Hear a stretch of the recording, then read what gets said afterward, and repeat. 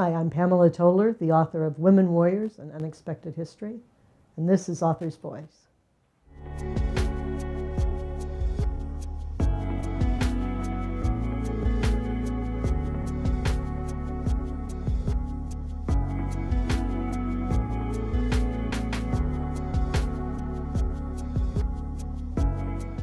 Welcome to Author's Voice, connecting authors to the world. You are watching Stranger Than Fiction, and I am your host, Bjorn Skaptason, and I am thrilled to be back online, coming to you from Abraham Lincoln Bookshop, which has had a joyful month cleaning up from a lovely, lovely flood.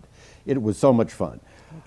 We've had the whole place has been sacked and new particle board being put in, and then we're cleaning up all of the dust from. It was great. I wish you'd been here, but the studio is ready to go. The studio is clean, and we're ready to hit Author's Voice. And I'm glad you joined us today. Thank you for doing that, and thank you, Dr. Pamela Toler, for joining us. I'm really looking forward to talking about women warriors in unexpected history. Wonderful. I'm very happy to be here. Yeah.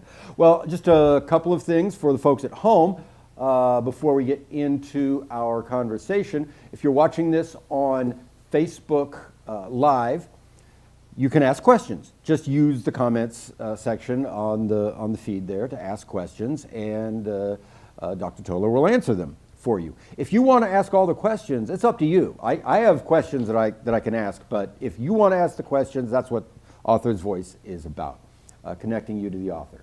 If you're watching this through our website, authorsvoice.net, you can also, of course, ask questions there, and you'll see that there's a comments section below, and simply type them in there. Tell us your name and where you are. We want to shout out to you and thank you for your question.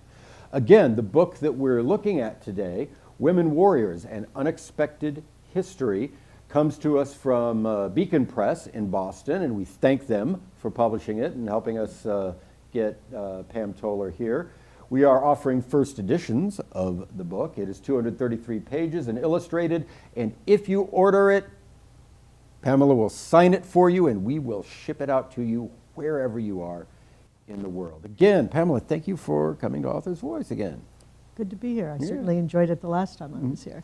The last time you were here, we talked about Heroines of Mercy Street, and a great book, and we still have a few signed copies if those of you at home want to get it. And if we have we might talk about it a little bit. But right now, we need to talk about women warriors. Why did you need to write this book? You know, I've been fascinated in this subject for pretty much ever. I mean, I was one of those nerdy little kids who read every biography of famous women I could get my hands on and regularly blew my allowance on comic books with female superheroes. And then as a kid, I learned that women had disguised themselves as men to fight in the American Civil War. I grew up outside Wilson's Creek battlefield, so that was very much part of my life. Springfield. So, you know, I've been interested in it for a long, long time. What really triggered my deeper interest, though, was the publication of Antonia Fraser's Warrior Queens, which came out in 1989. And before I read Warrior Queens, I only knew of a handful of real-life women warriors. But Fraser introduced me first to women I'd never heard of before, which was fascinating, but also to an idea that was new to me. And I'm going to read you the quotation so that I don't mangle her words. And it was that women fought, literally fought, as a normal part of the army in far more epics and far more civilizations than is generally appreciated. You know, that was a real kick in the head for me. And once I had that idea, it just seemed like I stumbled across stories about women warriors everywhere I went. It was like they were tracking me down. So I started just collecting the stories in a very casual way. It was 1989, so I had a big fat paper folder and shoved notes in it. And eventually it felt like the rest of the world might be as interested in women warriors as I was. And I had a fat file, and it was time to share.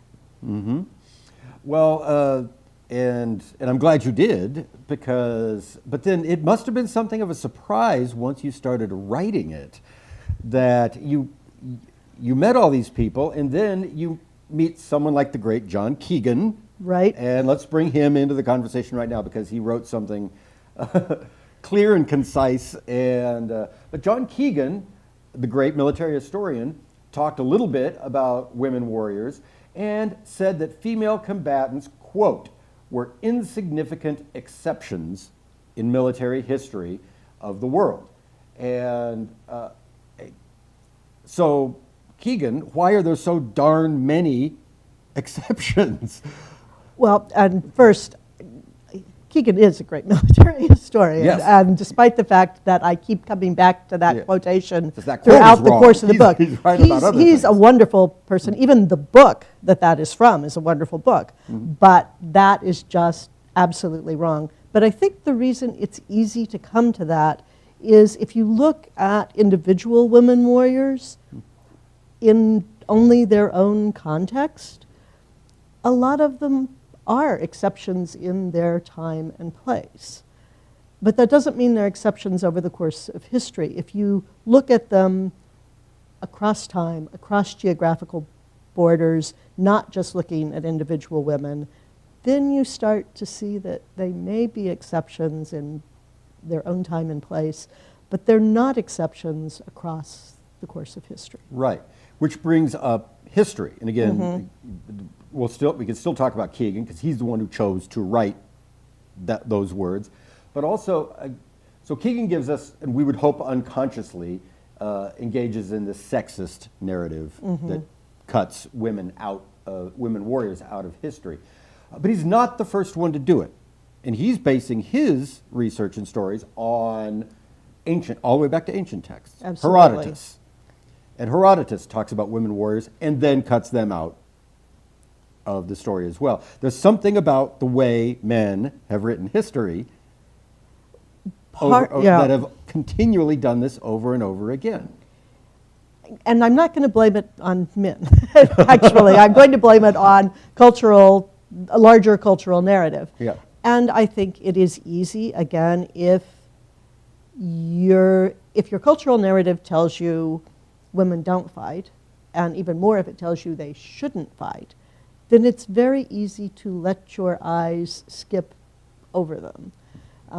So women get left, and women, this is not the only point at which women get left out of the historical narrative. Right.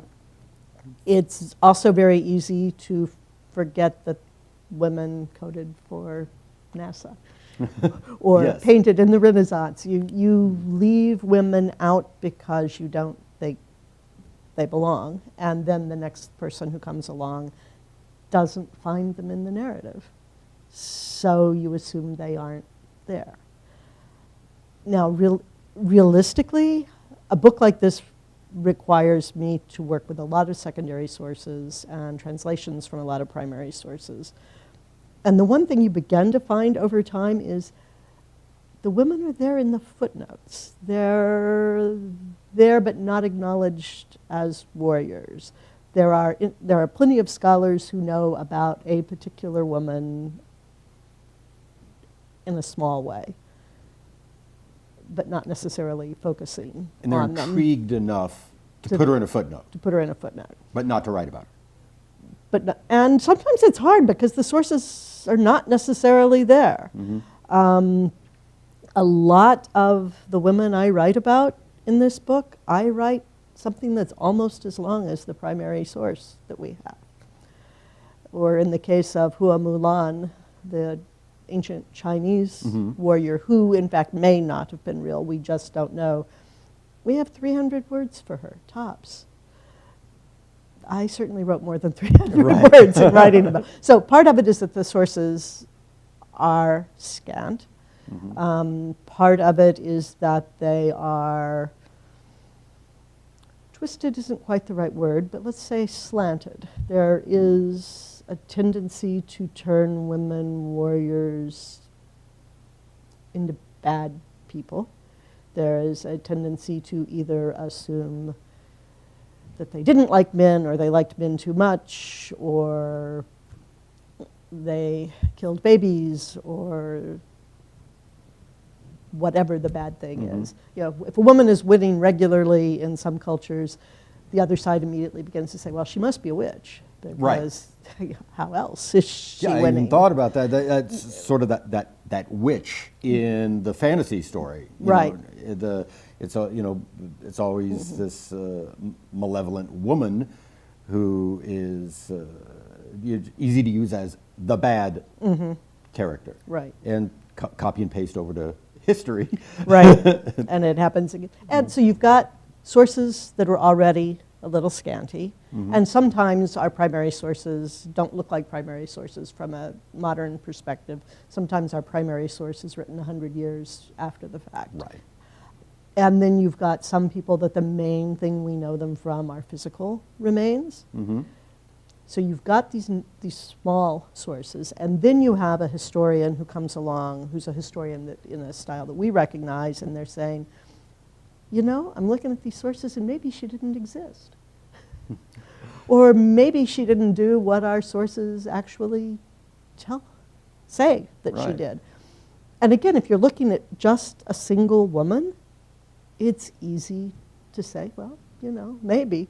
But once you start looking over centuries and you keep having the same discussion being made over and over again, and at the same time they're often not questioning whether the male that she fought against, one existed, two actually did what he thought he did, even if it's from the same sources.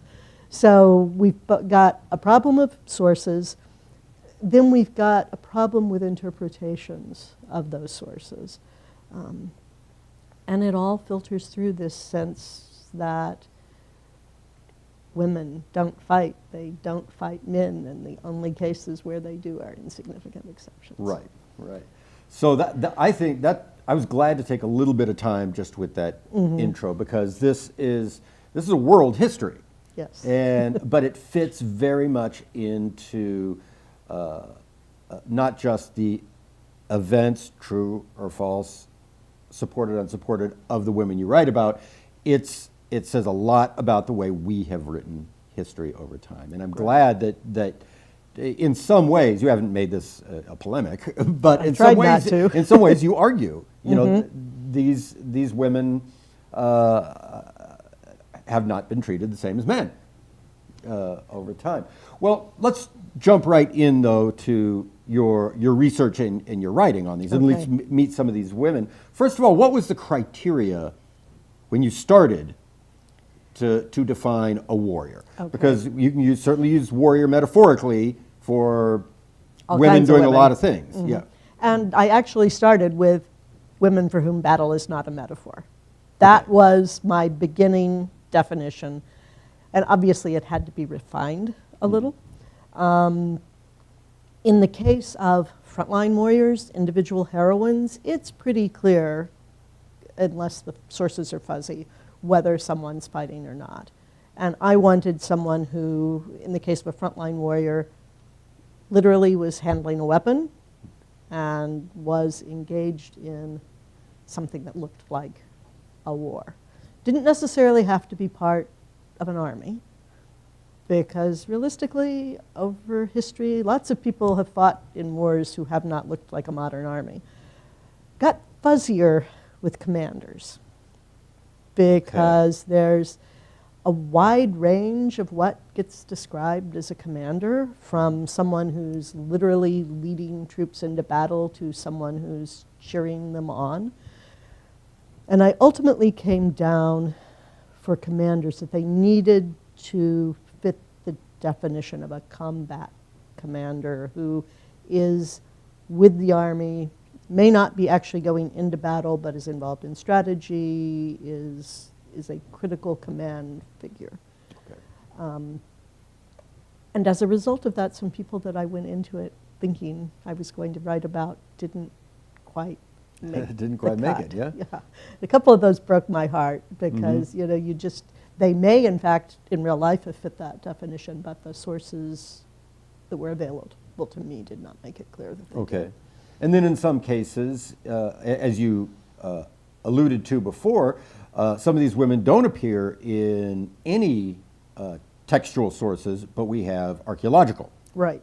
evidence. And I guess some of the oldest ones are from burial grounds, right? Absolutely. Tell us about some of the earliest. The earliest ones that we have are really from the second millennium BCE. They are from the area that where the Scythians were.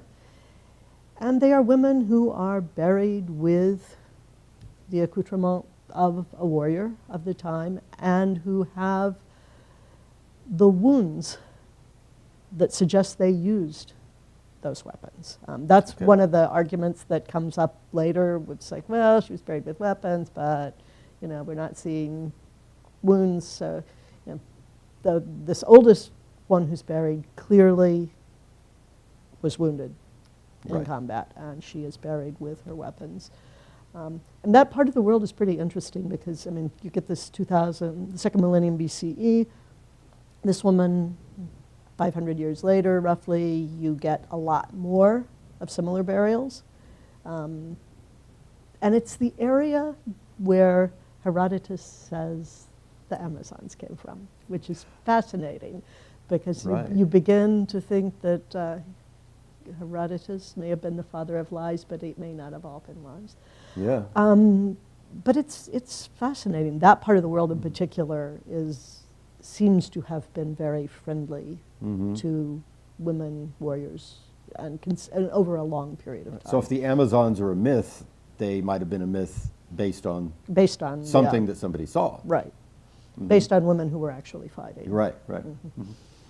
So yeah, that takes us all the way back. But one of the things I like about your book, though, is you have organized it thematically. Right. So it's not strictly a chronological history Right. where you start with the bones and you go to the 20th, 21st century.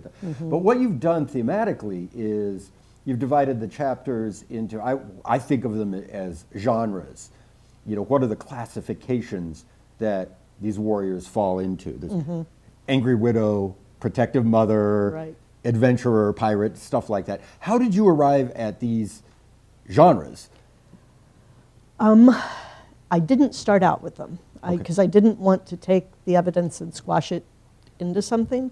So before I even wrote a proposal for the book, I'd spent either 4 years or 3 decades, depending on where you start counting, on the material, and I just, spread it out and started looking at what are the elements of this woman's story, what are the elements of that woman's story, what keeps appearing. And clearly what kept appearing were women who fought in their role as mothers, certainly women who fought as widows, women who inherited the military role from their father in one form or another. A few fascinating cases where women inherited the role from their mother, which I did not Right. expect. Then women who fought in disguise, which turned out to be less important than I had thought it would be going in. Women who fought outside of disguise. And then what turned out, and was the biggest surprise for me, because it seems to me that the women where it's the biggest category of women who fought are women who fought to defend their homes and cities in case of a siege. Okay. And you don't think about them as women warriors. And they're largely anonymous, and they're largely overlooked. And I've almost come to believe that they really should be the archetype for women warriors rather than the individual heroic figures. So we're talking about the incident that happens over and over and over in history, city besieged. Right. And the women rush to the walls, just like the men do, and fight. And And they get overlooked for a lot of reasons.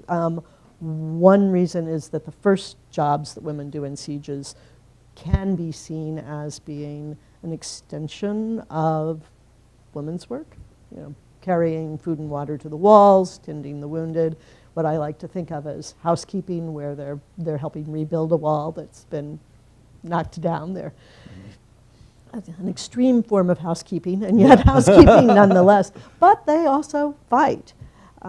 One of the lines that I came across that sort of summed it up for me, in the 17th century, a man was writing about a siege of a French city, and he said, "And the women displayed their customary courage." Their customary courage. Yes. Yeah. That's kind of amazing. Yeah. It's a long way from insignificant exceptions. Yeah. Yeah, it's a single word that tells you that there's a lot more Right. behind that. As opposed to the women were courageous, but it was with their customary courage. Right. Well, you write about hundreds or thousands. I don't know. Right. There's so many women that get into this, so we can't just pick through all of the examples. Even though I'd love to, you are going to have to buy the book to read about most of these people. But since this is Abraham Lincoln Bookshop, and since we talk about Abraham Lincoln and the Civil War, we're going to jump straight into the Civil War. Okay. Because you do write about that. It's not a huge part, but it's the part that a lot of our customers Know something about and like to hear about. And as I told you before we started, I was thrilled that you chose, when you introduced the subject of the women in the American Civil War that adopted an imposture to go to war as men, the person you chose was Loretta Janetta Velasquez / Harry Buford. And without spending too much time on this memoir, let's just agree that this is one of the stories of women warriors in the American Civil War that we could call an unreliable narrator. Yes. Because Loretta Janetta Velasquez certainly was writing something that she thought of as an adventure. Right. A literary adventure. Absolutely. And what she put in it that she did or didn't do didn't seem to matter to her. But she did a lot of it. Yeah. And it's becoming more clear over time that she did a lot of it, as scholars are able to coordinate what she says with external information that fits with it. But yeah, I mean, her stories are wild. Yeah. And some of it is this Victorian romantic purple prose that you just, especially a 21st century person, we just kind of roll our eyes, and she's wearing a waxed mustache and walking and she around swaggers as Harry Buford and all that, and immediately attaches herself to a commanding general, but as you notice, this Harry Buford shows up. Right. She is doing it. It may not be like that, as romantic as she writes it, but she's doing it. Right. She's not sitting at home in New Orleans making it up. Right. And she's part of a tradition. I mean, she's part of this tradition of memoirs of women who fight disguised as men. Right. So she's not alone. She's actually a relatively late example of that tradition. The earliest one that we have is Caterina, whose last name immediately escapes me, Spanish nun who left the convent, disguised herself as a man, came and fought in the New World, and then lived the rest of her life as a man. So that's the kind of character who I try, having started out with a she pronoun, to then move to a he pronoun, but it gets complicated and I start to stumble. But in any case, Caterina writes a memoir. And that's probably the earliest one that we know. There are a number of them in Germany. There are a few in England, mostly 18th century. So Velasquez is right in this fascinating genre of romantic adventure memoir. Right. But also that she does it. And she does it. And most of them did it too. I mean, there's also another genre of romantic ballads about such women that in fact seem to largely be romance, but she did it. But at the same time, though, during the Civil War, Mrs. Velasquez did have contemporaries that were literally in the mud. Yes. And donned uniforms, went out there and marched. Mary Livermore, the historian, did her best to count. I don't know how many she came up with. She came up with I think, 200, and since then, later historians have come up with more, so the estimate is now sort of 400 to 600. Maybe 400 to 600, yeah. And unlike Velasquez, most of them actually enlisted. Right. I mean, Velasquez gave herself the rank of lieutenant and attached herself wherever she could. Went down to the tailor and had a uniform made, yeah. But most of them actually enlisted, and one way we make our count is the way in which they often reappear is their disguise fails.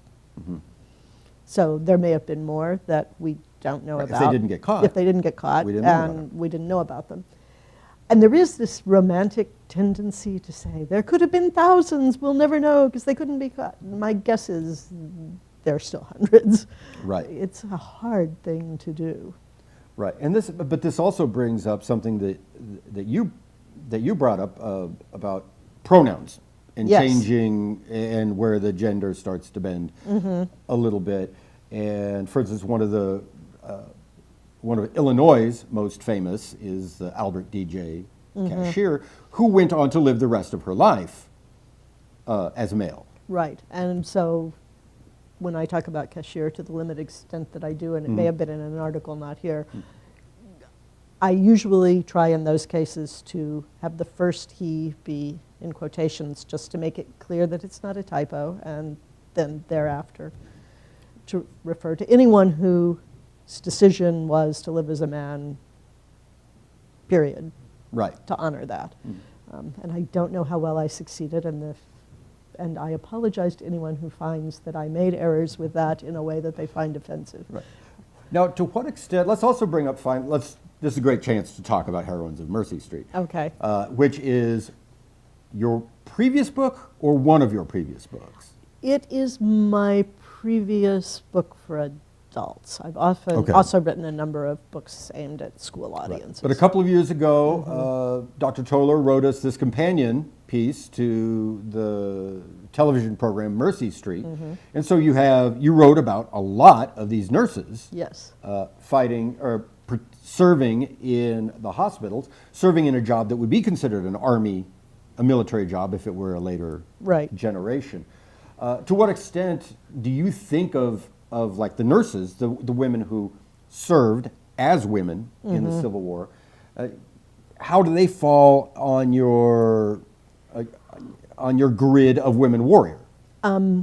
I didn't deal with them as warriors, though clearly women who held that position today in the military would in fact be part of the military. Where they do fall on my grid, though, is I think that they were far more important in their historical influence than their counterparts who disguised themselves as fought. Right. They helped change the world in a way that the women who fought disguised did not. Even the women the women that followed the camps and did WASH, and the freed women who fled slavery and then got jobs working for the Union Army. Yeah. Right. Yeah. But yeah, that's not the kind of thing that's going to fit into women. It doesn't warriors. fit in there, but they're like this. They're pieces of. They move in and out. They move in and out, and they're all about stepping outside the boundaries of what society tells you it's okay to do. Right.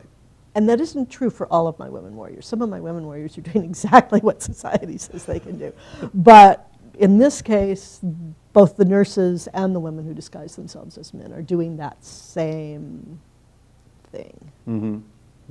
And certainly the subject of women in the American Civil War is not just a subject for a book, it's a subject for a genre of books. And so in you writing a world history, you only had so much time to put it in there. But they're fascinating, and they're one of the reasons why some of the folks watching this that are Abraham Lincoln Bookshop fans are probably going to want to add women warriors to your collection. Not only because you tell that story, but you contextualize it within this role that women have played forever in their interaction with war, with violence. But let's jump back into one of the chapters. I think my favorite chapter title is The Joan of Arc of parentheses, fill in the blank, close parentheses. Because obviously Joan as an idea deserves an entire chapter. And so how did you finally look around the world and find out Joan of Arc keeps appearing Well, it's interesting all because over the world in all time. Joan of Arc as herself really is an exception in so many ways, because she is as much about religion as she is about warfare. But she becomes shorthand for a heroic woman involved in rebellion against an occupying force. And so over and over, and really beginning very early, other women start being described in terms of being the Joan of Arc of wherever. Like the Trung sisters? The Trung sisters get described as being the Joan of Arc of Vietnam. Hua Mulan gets described as being the Joan of Arc of China, though you could argue that in fact Joan of Arc is the Hua Mulan of the West. Lakshmi of India, who's one of my personal favorites, is the Joan of Arc of India. So that phrase gets used over and over and over. And then Joan of Arc is also an inspiring figure for lots of young women who go to war. So there are a number of women, including Velasquez, who consciously and explicitly model themselves on Joan, or at least not the religious inspiration and the being burned at the stake, but the riding into battle and being recognized as a heroic figure. Right. Imagining themselves in the armor with the sword over her head. Right. There's a young woman who's interviewed in The Womanly Faces of War, which is about Russian women in World War II, who goes into it saying, I pictured myself, of course, as Joan of Arc, just with a gun. Right. So as late as World War II, you've got young women who are consciously modeling themselves on Joan of Arc. Well, I'm glad you brought up Lakshmi Bai and being one of your favorite, because here's this, also a revolutionary, in this case in the Sepoy mutiny. Tell folks at home won't know about her. If you can just briefly. Lakshmi Bai is the Rani of Jhansi, and she is a widow. Her husband, knowing he was dying, took the steps to legally adopt an heir, which was very much an accepted thing among the Rajputs of India. But after his death, the British government in India refused to acknowledge her adopted son as a legitimate heir. And she went through all the legal steps. She took it to court over and over and over. And when the mutiny began in 1857, she was not originally part of the mutiny, but members of the I'll back up a moment. Because they didn't recognize the son as the heir, they put a British official in place and then had Indian Army troops, which were largely Indians under British officers, in place. Those soldiers mutinied rather badly, violently, and she at first is trying to hold the land, the city, for the British, and is sending word asking for help. But ultimately, the British officers are not believing that in fact she is not a rebel. They besiege the city. When she realizes she's going down anyway, she rides out.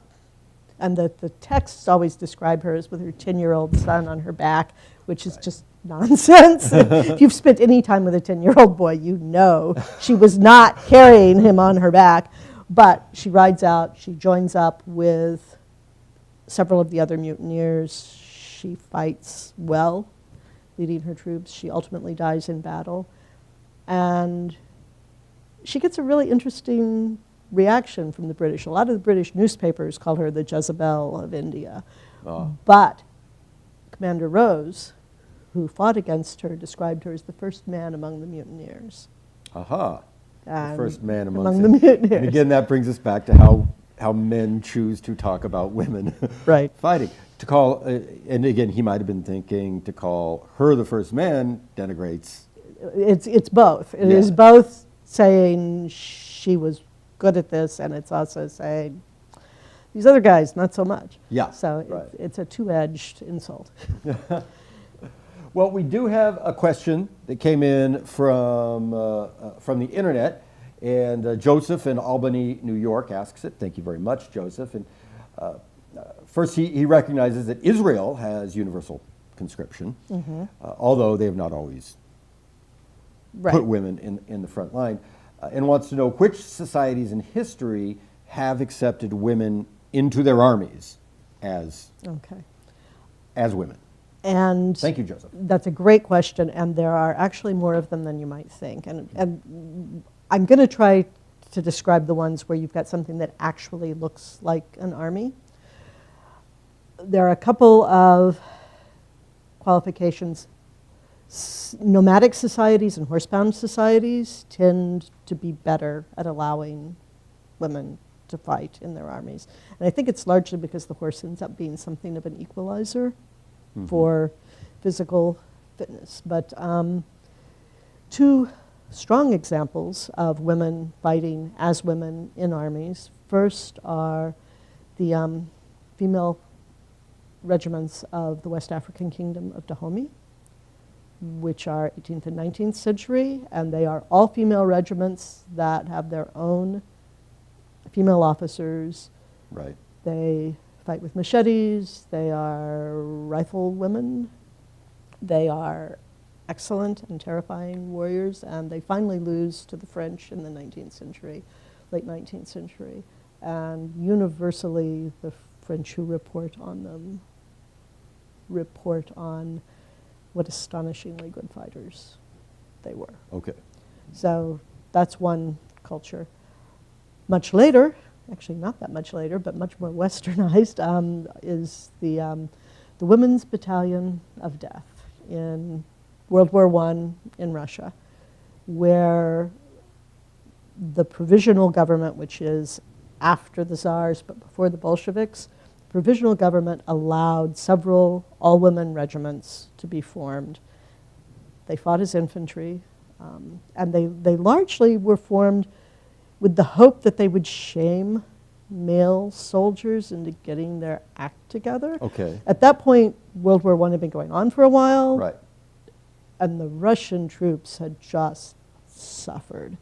Right. And once you've got the provisional government, you've added this sense of democracy to the army, which democracy is a wonderful thing, but it does make it hard to run an army. And you were getting mutinies, you were getting Soviet committees trying to vote their officers out, you were getting desertions. So the hope was that you had these women who were eager to fight, who wanted to do their part.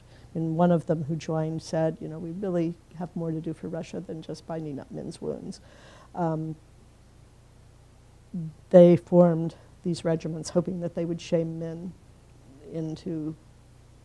Right. Did they use them to fight Germans? They did use them to fight Germans. Turn them around against the... No, they used them to fight Germans. Okay. And the first group of them, their first action, the Germans came at them.